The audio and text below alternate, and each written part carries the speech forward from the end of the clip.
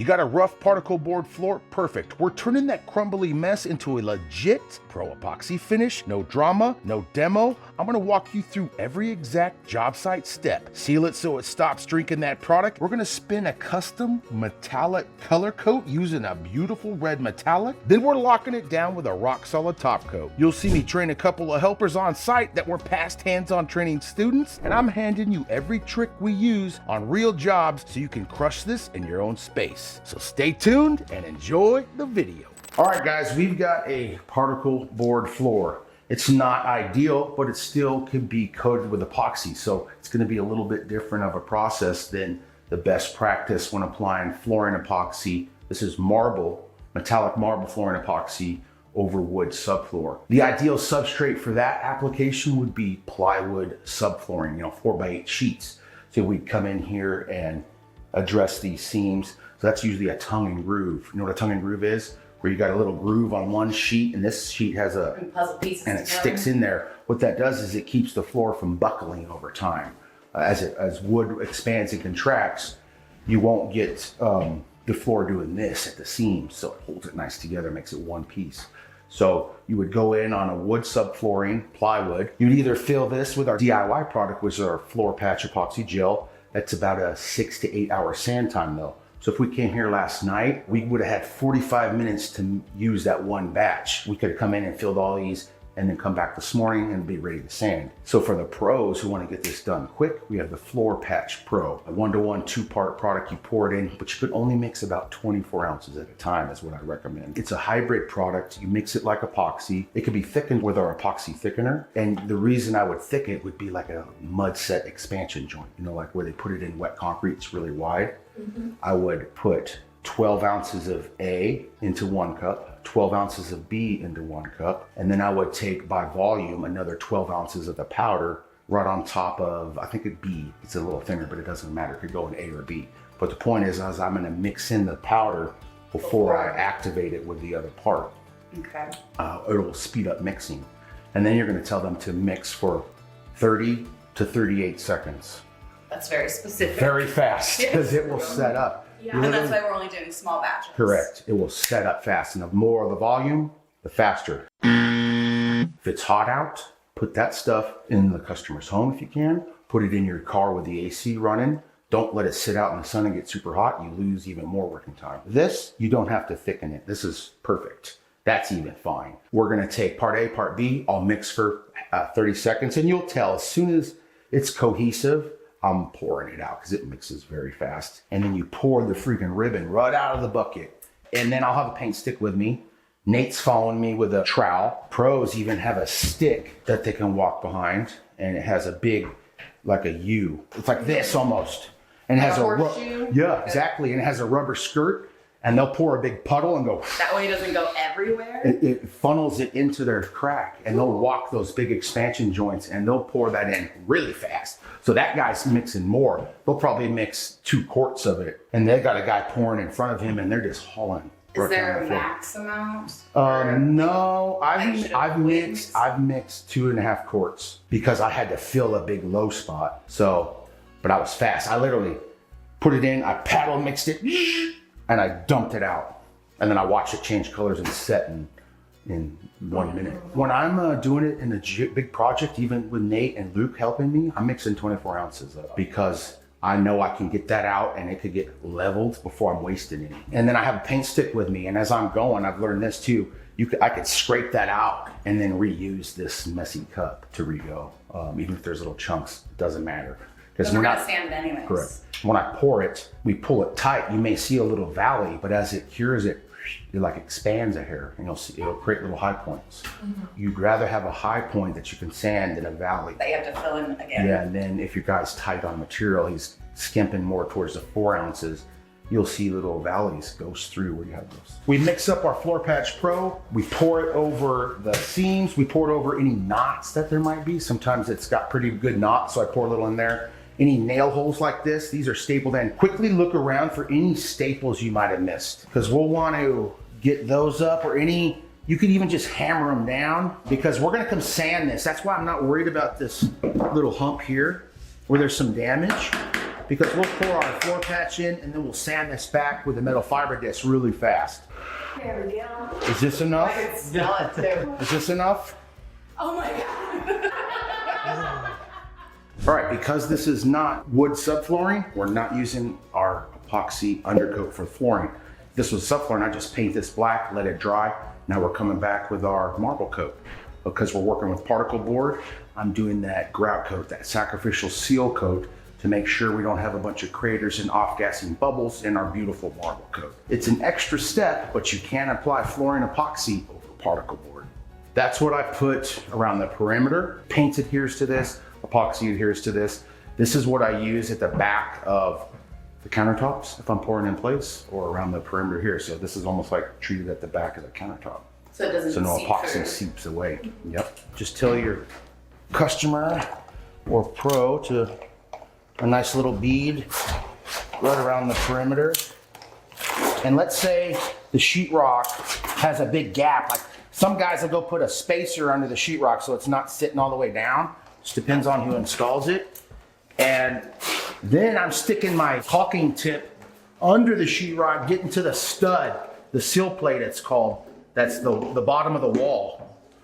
Because there's a 2x4 sitting right here, and then the walls come up and then the sheetrock attaches to that. I'd stick the caulking gun under that gap and make sure I'm hitting the stud. Sometimes the HVAC guy doesn't use this foil tape, and it's just rough wood.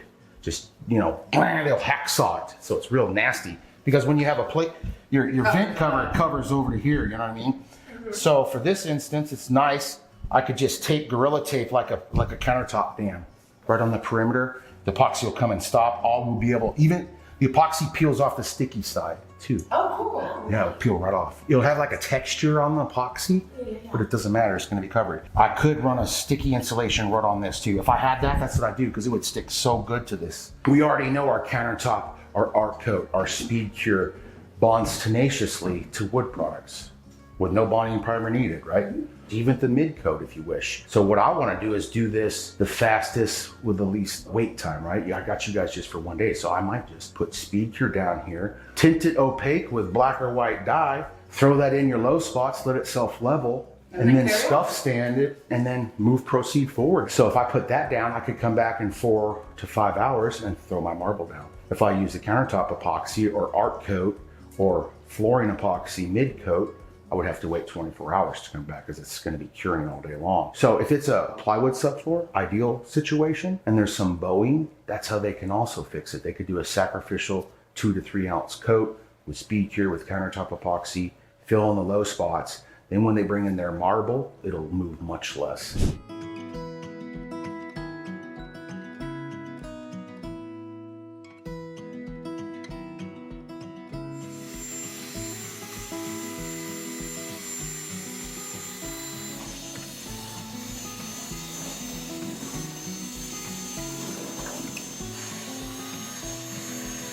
Beautiful. That's good.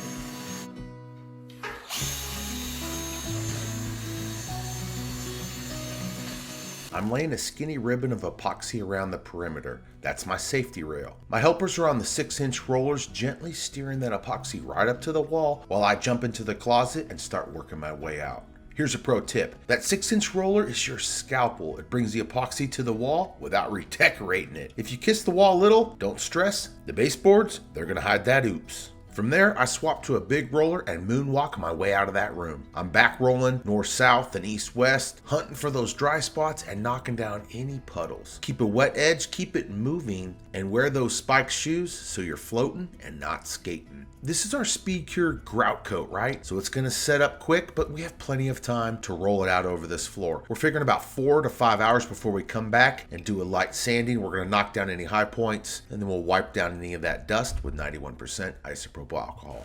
I love your colors, Nate, but I'm gonna split up the volume of black. So I'm not gonna add more black. Let's say I needed 150 ounces of black dye. I'm gonna give myself 75 and 75 of black dye and black mica, because now we'll have some natural marbling just with those colors. And you want a lot of red, right? So we'll go equal part red, equal part silver, equal part black, or do you want More red than that. I would like the whole floor mostly red with the accents coming in. You got it. Copy that. Then we'll do like a 2-to-1. We'll measure. I'll figure out the ounces, and then we'll do 2 parts red metallic, and then we'll divide the 1 parts into 3 buckets, being black dye, black metallic, and silver metallic. Cool with that? Perfect. I'm down. Let's roll. All right, everybody, we're back. It's marble time. We're pretty much prepped out. Nate, you did a great job sanding. The reason we had to sand is because we got delayed on project 4, running around like a chicken with his head cut off. We're falling behind. So that sat a couple days. Any epoxy coating cures over 24 hours, you need to do a light sand. Nathan, you did a lot more than a light sand, so I appreciate you. But you could just do a quick scuff. Those scuffs are gonna create a nice mechanical bond for the next coating to bite to.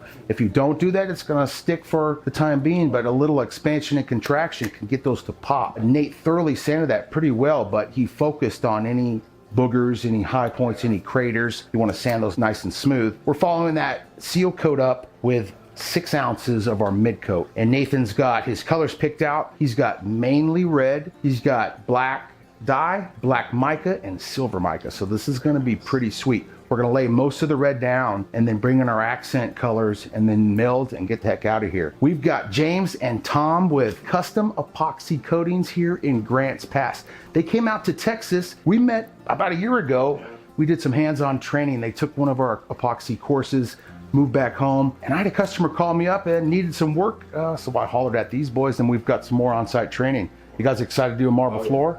Oh yeah. All right, man, this is gonna be a good time. So you guys are gonna be helping me mix it first, and then we'll take that epoxy right into the office. 3 of our 1.5 gallon epoxy mid coat kits will fit in a 5-gallon bucket. So first thing I do when I'm ordering my epoxy, I figure out the square footage. And then I'm either going about 4 ounces per square foot. That's more of my basic marbles. That's gonna be my least expensive marble for my customer. It's usually 2 metallic powders, 4 ounces of epoxy. I'll meld it real quick and get out of there. I could walk that up to about 6 ounces or even up to 8 ounces if they're willing to pay that premium. You remember that the wedding venue, the event space I did that had that real flow? That had 8 ounces per square foot. And that what that does is gives you a lot of natural melding. That thing moved for hours after we left. So I had veins that were here that moved and melded around poles. I mean, that thing looks sweet. He was willing to pay the extra money because you pass forward that marble. So when I'm selling these, I'm usually doing like a good, better, best when I'm selling a marble floor, right? Not that the good is any worse, it's just less material. Your look is a little bit limited, but the customer can save some money. The better is probably my 6 ounce per square foot, still flowing marble, but then you get up to that 8. They're paying a little more money, but that floor is fabulous. Still the same top coat, so the same durability, nothing sacrificed there. So get all the A's in first, followed by the B's. We'll mix for 2 minutes. In a perfect world, you want to mix all of your mid coat and get it out of the bucket, colored on your floor. That gives you the longest working time. So really thoroughly mix the micas, because undermixed micas can cause kind of shooting stars and that sort of thing, which are like comets. What I do is I get epoxy on my stick and scrape it up there on that ridge. Sometimes the powder's up there. Okay, these are ready. This is gonna be fun.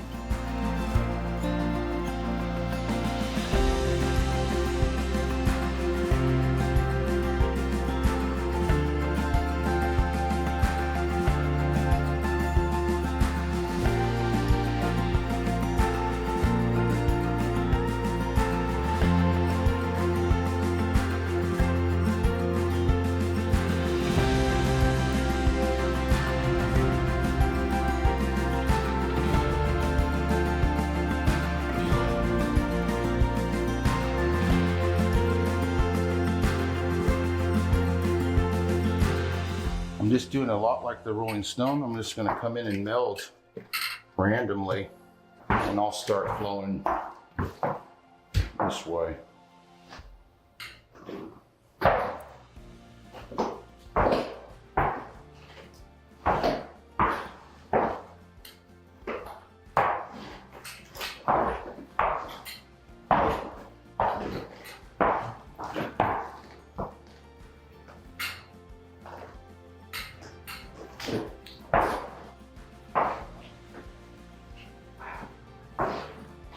And wherever you touch this little guide, it just pushes the material right to it. I'm gonna leave some of that negative space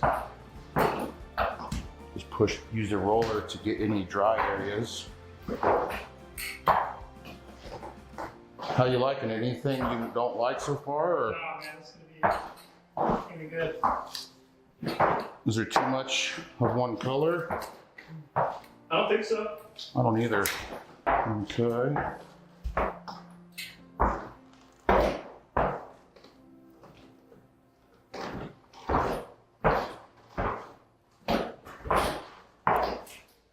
There's a couple of spots. The perimeters can be a pretty good trouble area. This front looks good, that looks good. This looks absolutely fire. What this is gonna help do, Nate, this gets rid of the air bubbles and it also sells it. So torching the floor is pretty much unnecessary. You can trust the process, exit. It's open so long, most of those bubbles just off gas naturally. The ISO can help with that. Denatured alcohol you can also spray on the floor. It's open so long the water is gonna evaporate. But I'm loving exactly how this looks. So there's a couple ways you could go from here. The Fusion Relax Spray, you could spray that on here. That would pop the micro bubbles without adding any heat to it and making the metallics settle. The isopropyl at this point causes all that selling and stuff. It looks great, but I don't want to do it anymore. It looks so pretty. So I'm going to just quickly pass over a couple trouble areas, and that could be where we just incorporate a little extra air, lifting up the paddle mixer. That's why you keep it nice and low. At the bottom of your bucket, if you come up high, you want to go very, very slow.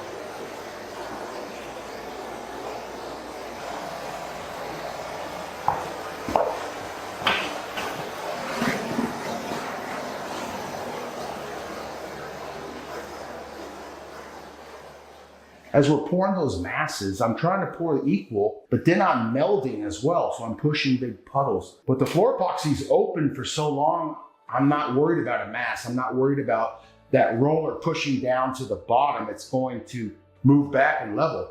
So that's why these colors move so much. So as that floor found true level, the colors kind of do their own thing. This thing is gonna move for probably 3 to 4 hours after we mix. You wanna get off of it at about 90 minutes. You could probably even go a hair further. The hotter it is, the quicker you're gonna wanna get off of there. The faster you mix and get it on the floor, out of those buckets and flat, the longer you're gonna have to work with it.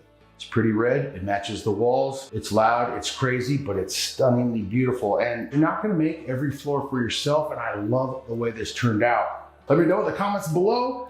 Rate this floor on a scale of 1 to 10. All right, we're back for the final step. That's our ultimate top coat. We have a glossy, we have a matte version. My customer chose matte.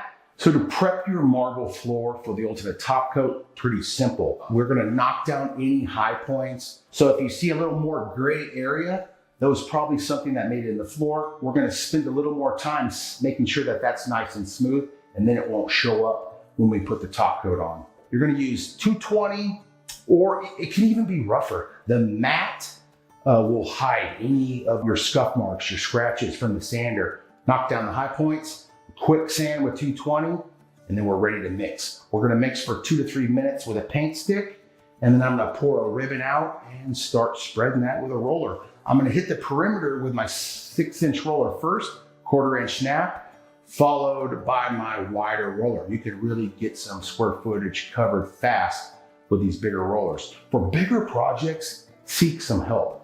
That's a pro tip. And if it's a bigger project, what we do, we pour a ribbon, we'll have 2 or 3 guys wet rolling. We're gonna apply that ribbon to about 5 or 6 feet of floor. And as soon as that's done, we pour another ribbon and work our way out. As soon as that first 5 or 6 feet is completed, one guy peels off, he slaps on the spiked shoes. We use a wet roller, but we off roll most of that material. And then we're gonna take our damp roller and hit the whole floor. And I'm gonna walk beside my roller. I'm not gonna walk behind it in the spiked shoes. I would leave prints. So I walk here, I turn it around, and I stay away. I'm gonna walk where I'm about to dry roll. Does that make sense? Pretty simple. Just keep working your way out the floor. And just make sure you're not walking on spiked shoes without dry rolling. So our Flooring Ultimate Top Coat has been pre-watered down. However, you still can add an additional amount of water if you seem fit. I'll also, as I've applied most of this, if it takes a little bit, you can add water, mid-application to thin it down if you have it start to thicken up. So first things first, I'm gonna give myself a little bit around the perimeter so I can hit my roller to the edge. Because those big 18-inch rollers, they cover a lot of square footage, but the thing I don't like about them is as you hit the wall, you can't hit over there. And I've actually had some glossy floor shine up through my baseboard, so that's why I'm gonna come in here and just really quickly wet my perimeter with a weenie roller. And remember, that very, very far, we're about to bring some baseboard in here. I'm not worried about that or there because my baseboard's high. So very important to take your baseboard off. Don't be that installer. Right now, I'm just focusing on making sure there's plenty of material up close to the wall. And if you had a helper, now is the time to have him do that while you're pouring out the rest of your material. We developed the ultimate top coat here. One difference about this with the countertops, it's been pretty thin and it's open a little bit longer. So you have a little extra time to work with it. But that you also are gonna wanna have the material out of the bucket. So don't forget your little closet here. You could just pour a little puddle like that because that's all more than I need. And you just keep hitting that perimeter. A pro tip on your ultimate top coat for your floors, as well as the counters, is you want air movement to stop. That really will speed things up. Having a lot of air movement, your AC or windows open, stuff like that will speed up the curing time. Your material will get stickier faster if you have a lot of air movement. I'm not worried about these puddles at this point because I'm going to grab that big roller and start spreading this material out. All I'm focusing on is cutting in tight to the wall. The product will go on milky, but dries crystal clear. That being said, guys, you don't want to leave it in big valleys or real big puddles. If it's too heavy, you can risk it staying a little milky. So you can see that I'm in my socks. I'm running out of work time as in I gotta fly back home to Texas. So we're here pretty much before 24 hours. It's been about 22, 23 hours. That's a little close with the floor epoxy. Remember, it's a 2-to-1 material. It's open for a long time, so you have plenty of time to work with it, but that is gonna slow the cure down. Okay. Nice, man. You can already see that's almost even clearing out where it was thin. Now that my perimeter is good, I'm gonna switch over to my bigger roller now. Just nice, even coating while wet, and then a quick little dry roll. Don't walk right behind that roller with those spike shoes. You will leave marks. And that's the move, folks. Epoxy over particle board made simple. Follow these steps and you'll get a clean, durable, red marble look without calling for a floor crew. I'm stoked on how Nate's floor turned out. Tell me what you think. This is how you can work with a customer who requests 80% red metallic floors. You can even knock it out of the park. This looks pretty sweet. Full product list and mixed notes are in the description. If this helps, hit that subscribe button. It helps us grow and it helps us help more DIYers. From all of us here at Stone Coat, don't forget you got this, and we'll see you on the next video. Nice looking office, Nate. Might need a paint job though, buddy. Maybe light gray. Lighten that room up a little bit. And I heard the one and only Blade stopped by, checked out this floor, gave it his thumbs up of approval and said, "Who spilled my breakfast?" All over Nate's office. Thanks for watching, everybody. And until next time, I'm out of here.